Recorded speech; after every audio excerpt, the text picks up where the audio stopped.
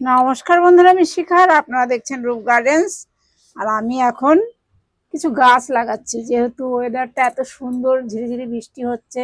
এই টাইমে আমি গাছ লাগাচ্ছি, আপনারাও লাগান, তাহলে গাছগুলো কিন্তু মাটি ধরে নেবে, রোদের তাপ নেই। বেশ কিছু গাছ লাগিয়েছি, এখন নিয়ে যাচ্ছি একটি পাহাড়ি ধুতরা। এটা আমি অরুণাচল প্রদেশ থেকে নিয়ে এসেছিলাম, পাহাড় থেকেই নিয়ে এসেছিলাম এর ডাল ভেঙে। সেই ডাল থেকেই কিন্তু আমি চারা তৈরি করেছি। এটা হলো সাদা পাহাড়ি ধুতরা।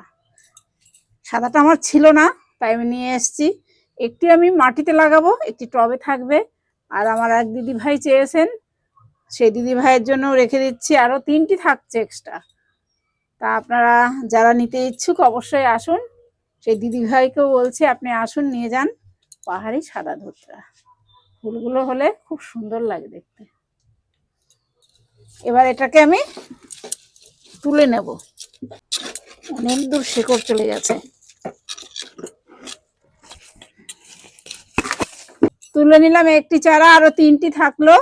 আপনাদের যে কারো যদি নেওয়ার ইচ্ছে থাকে অবশ্যই আসবেন, নিয়ে যাবেন।